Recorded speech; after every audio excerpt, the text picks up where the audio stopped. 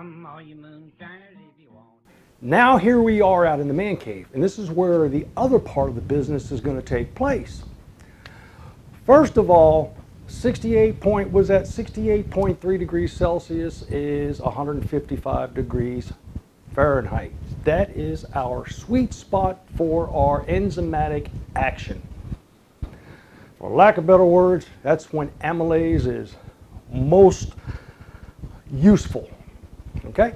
Now remember, it'll close off down at like 142-ish. 143 is when it stops, and above 165, you're going to kill it. So we want to make sure we're right there in that middle.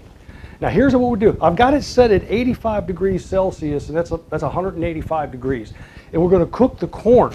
Now I'm going to add that in here. I'm going to mix it up, and I'm going to let that start to hydrolyze. And I'm going to cook it so that it becomes a really, really thick porridge. So I'll let that cook for about 20 or 30 minutes. And in the meantime, while that's happening, I've got one of my older barrels here. It's this one. I've used this one probably 7, maybe 8 times. This is a 10-liter barrel. And what I have in here has been in here for a good part of 9 months. So it's time to transfer this into some bottles, and I'm going to set that aside. We'll give it a name here in just a little bit. Now, let me get on to business. The addition is really not that difficult, because the first thing I need to do is find my pH meter and make sure we got the proper pH. Now, we've drawn off some of this water, and remember, it's at 85 degrees Celsius, 185 degrees Fahrenheit. And what I measured was a 4.0 pH. But don't let this alarm you, because there is an effect on pH based on temperature. And since I don't have the auto temperature correcting pH meter, I had to do some calculations. Because there's 3 functions that you have to look at. You have to look at the slope, the temperature, and the calibration. It's not really a long process, but that's for another video. So what I've determined, based on what I read here at the 185 degrees Fahrenheit, really we're sitting at about a 6.9.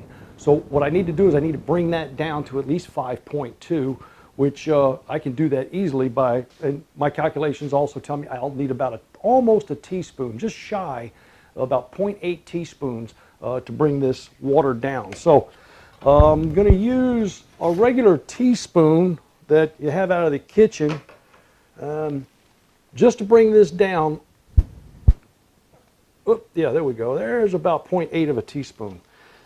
This is not as much a critical measurement. You need to be close.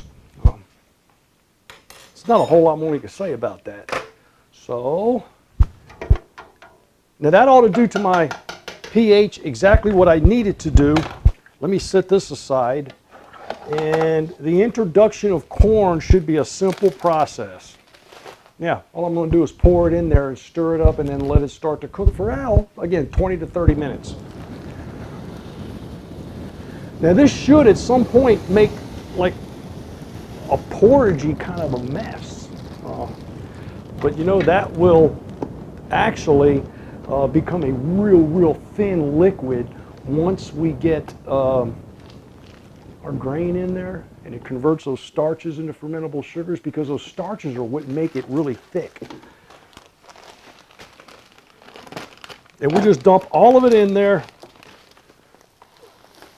and I can see it frothing up on the top, which is an indicator of all the starches that are in this flake corn. You don't want any clumps, so make sure you get it all broken up, and you don't have to watch me stir. We'll be back. All right, we've got it. Got all of that corn in there, and I've added more hot water, and then I have to add some cool water because I want to make sure I had 155 degrees. So really the simple part now is just to add these grains and try to add them in such a manner that, you know, just like you did with the corn, so that they'll just clump up on you.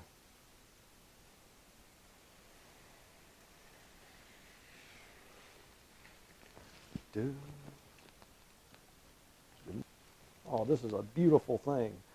And this stuff really just goes in so easy. All right, we'll be back. Okay, let's do our due diligence.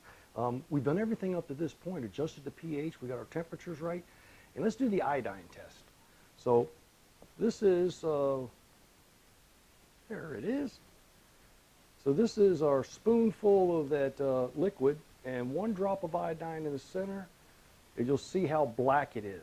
It's just, it sits there and it's black. Even if you shake it a little bit, it'll just sit there. So that is starch laden. We need to convert all those starches to fermentable sugars, and the next time we do that test, it'll turn a reddish brown or light purple. It won't be a really dark blob. That will convince us that we've done everything right. So we'll be back in 60 to 90 minutes, or as I like to say, however long it takes.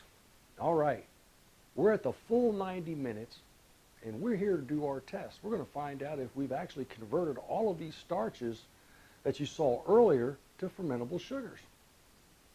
And so let's grab, now you want to get just the liquid, if at all possible, without any of the solids, just like we did initially. Now let me come closer and we'll show you how this works out. So I've got iodine in my dropper. Here goes the iodine test. You see that? How it turned to a brownish red? There's another drop and another drop. No black. Look at the oh, yeah, there we go. Look at the dissipation of that. That, my friends, is converting starches to fermentable sugars. Now, the only thing left is to do let's get a hydrometer reading and find out what our gravity points are. And then we have got to cool this down, separate it, and ferment. That's another step all in itself, and I'll take care of that on my own. But at this point, we have completed the all-grain mash. Well, it's official. We've made our final test. We've ensured that we've converted all of our starches to fermentable sugars, and I'll tell you what, I've tasted that, and it is sweet, very sweet as a matter of fact. And I've got a gravity reading of 1.0, almost A0.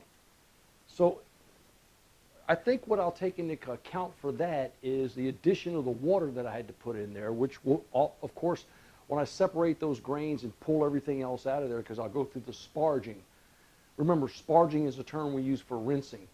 So when I rinse those grains and get all the rest of those sugars out of there, I'm sure that we'll be at our 1.090 or 93, somewhere in that neighborhood.